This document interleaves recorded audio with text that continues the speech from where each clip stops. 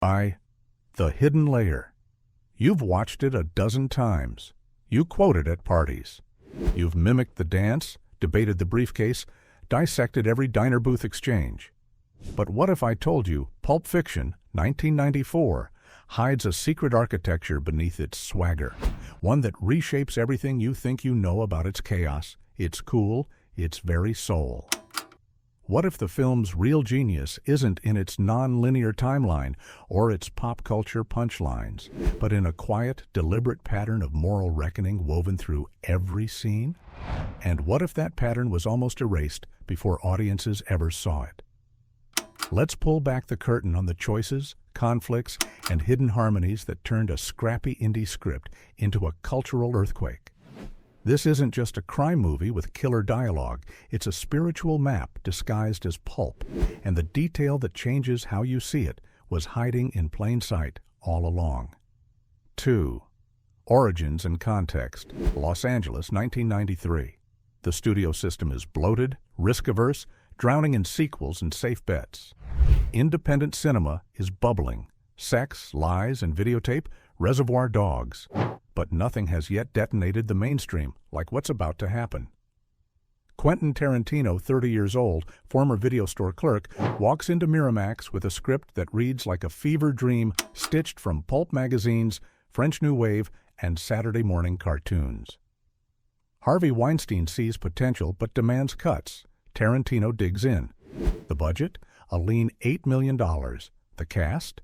A mix of fading stars, character actors, and unknowns.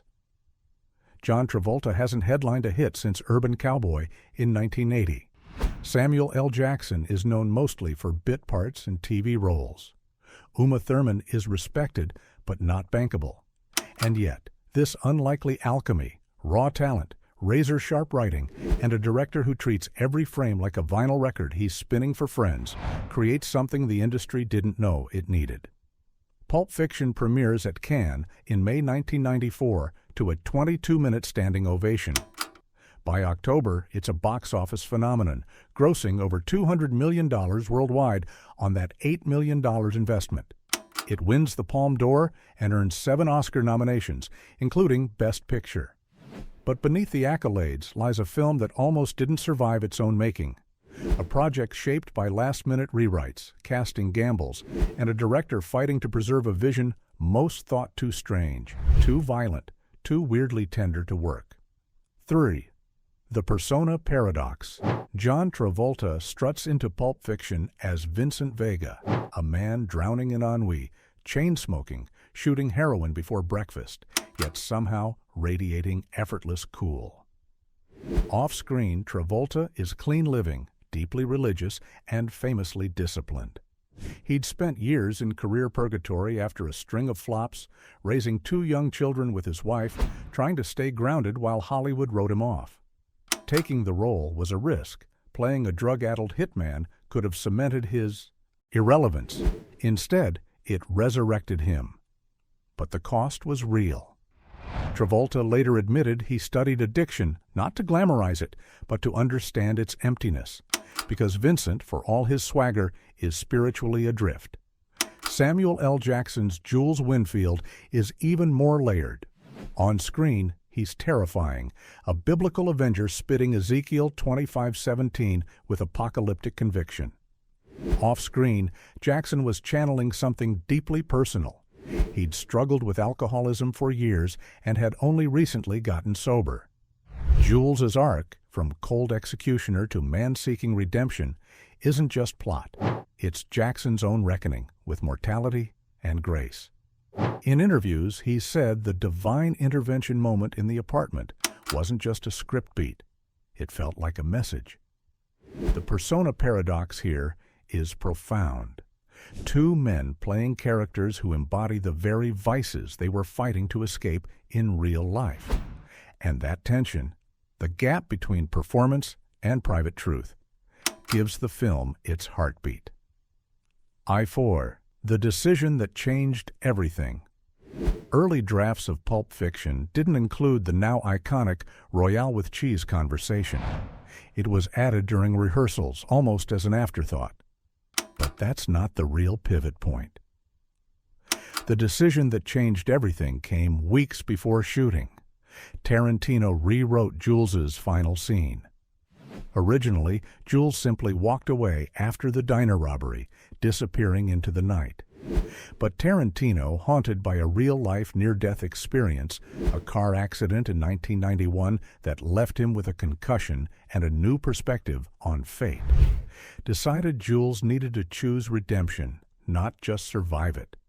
So he added the monologue where Jules tells Vincent, "I'm trying real hard to be the shepherd." That line, quiet, unshowy, tucked into a diner booth, becomes the film's moral spine. Without it, Pulp Fiction is a stylish crime caper. With it, the film becomes a meditation on grace, chance, and second chances. Tarantino later said, "If Jules doesn't walk away changed, the whole thing's just noise." The studio pushed back. Weinstein called it too preachy, but Tarantino held firm. That single rewrite transformed the film from entertainment into something enduring. Onset reality. Check, the shoot was grueling. 28 days, tight quarters, a cast working for scale or near it. Travolta earned $200,000, a fraction of his 1970s peak, but he knew this was his shot. Jackson took a pay cut too, betting on Tarantino's vision. The famous dance scene at Jackrabbit Slim's? Shot in one long, exhausting night. Thurman, in her red wig and bare feet, rehearsed for hours with Travolta to nail the awkward, off-kilter rhythm Tarantino wanted. Not smooth, not sexy, but strangely human. Then there was the adrenaline shot scene. To make the needle plunge look real, the crew rigged a spring-loaded syringe that shot fake blood into Thurman's chest. The first take, terrified her. She later said, "I thought I was actually being stabbed." Tarantino, ever the perfectionist, asked for multiple takes. She complied, though shaken. Thurman would suffer a far worse onset injury years later on Kill Bill, but this moment marked the beginning of a complex trust between actor and director, one built on risk, respect, and mutual obsession with authenticity. Budget constraints forced creativity. The briefcase's glow, achieved with a simple orange light bulb and reflective foil. No CGI, no fancy effects. The diner set was reused from another Miramax film. Even the iconic black suits were chosen because they were cheap, timeless, and hid continuity errors. Every limitation became a stylistic signature, but the real cost was emotional. The cast lived in the film's moral gray zones for weeks, blurring lines between character and self. Jackson later said, "You don't walk away from playing Jules unchanged. You carry that weight." 6. What most fans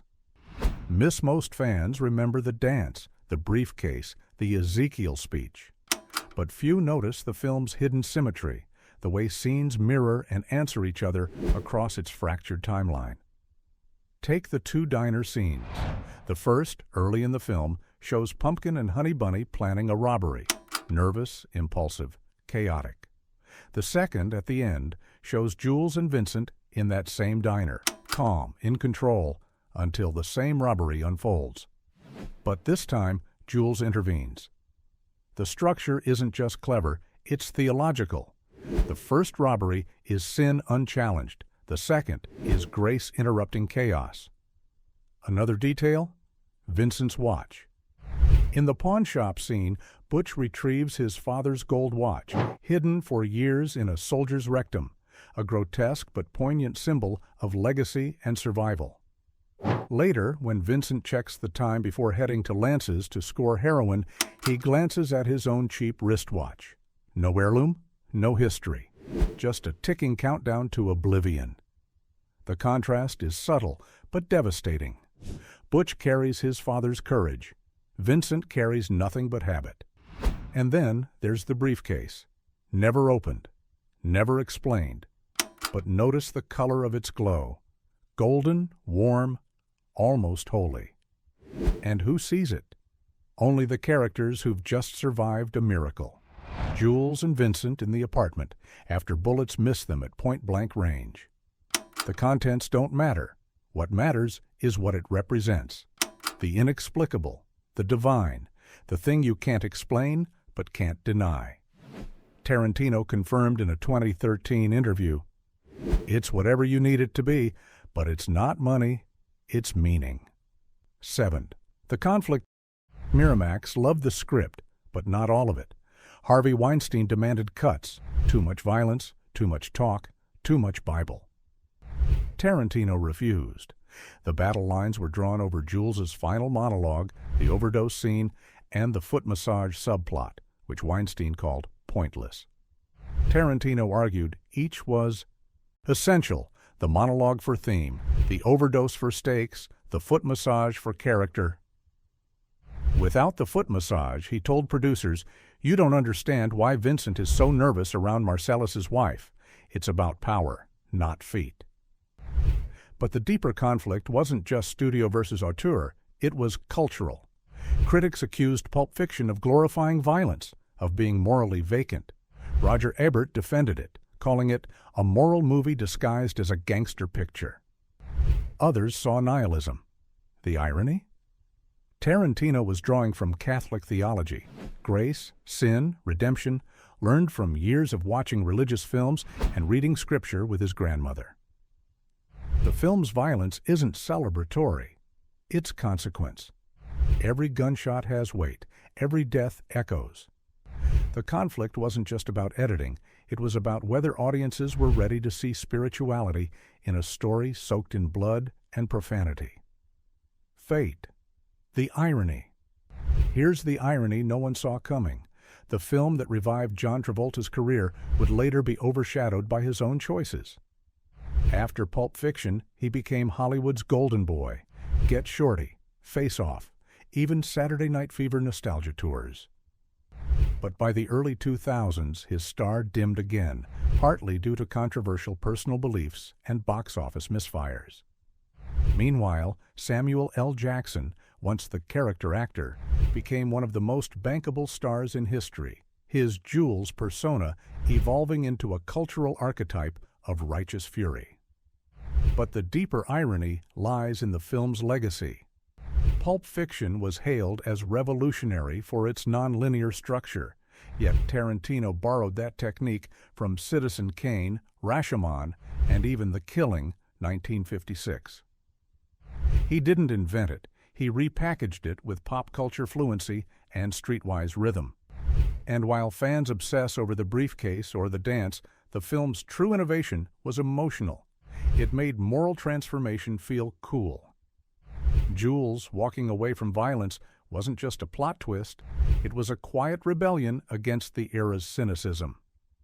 In a decade of grunge and detachment, Pulp Fiction whispered, "You can change, you can be saved."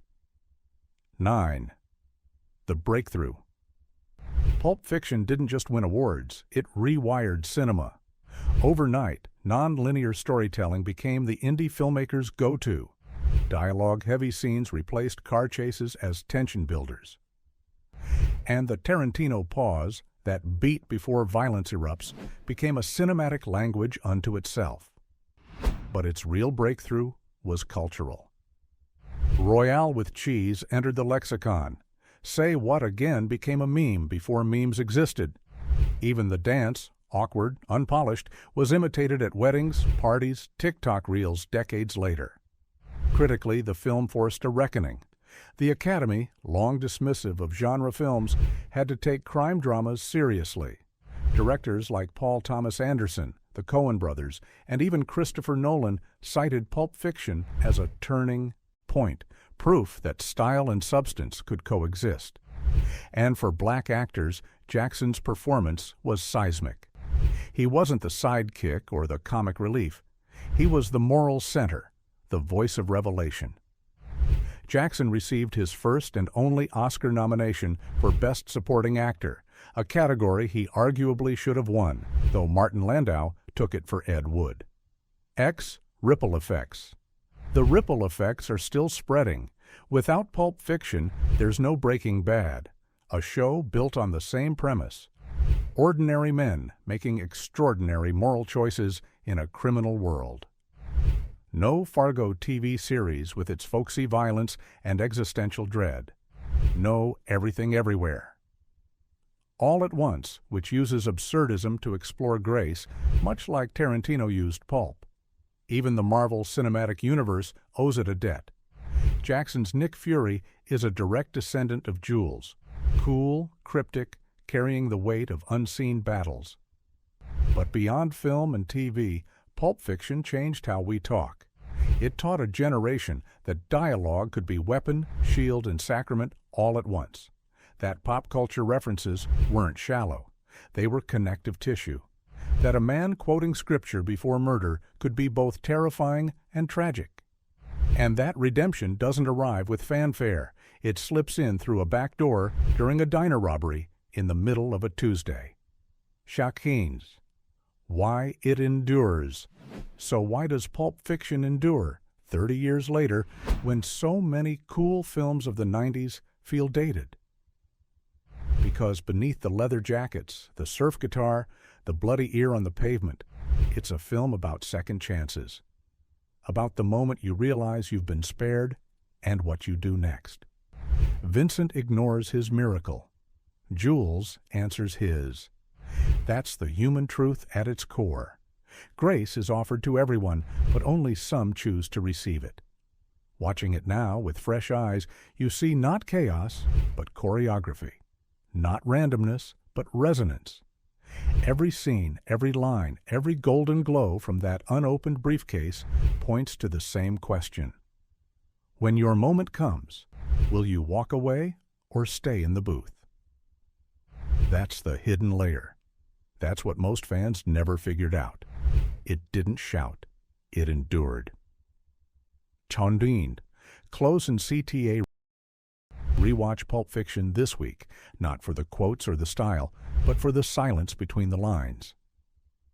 Notice how often characters are offered a choice, a pause, a chance to turn. Then tell us in the comments, which character do you think truly changed, and which one was just pretending? If this deep dive gave you new eyes for a classic, hit like. It helps more fans discover the layers beneath the surface.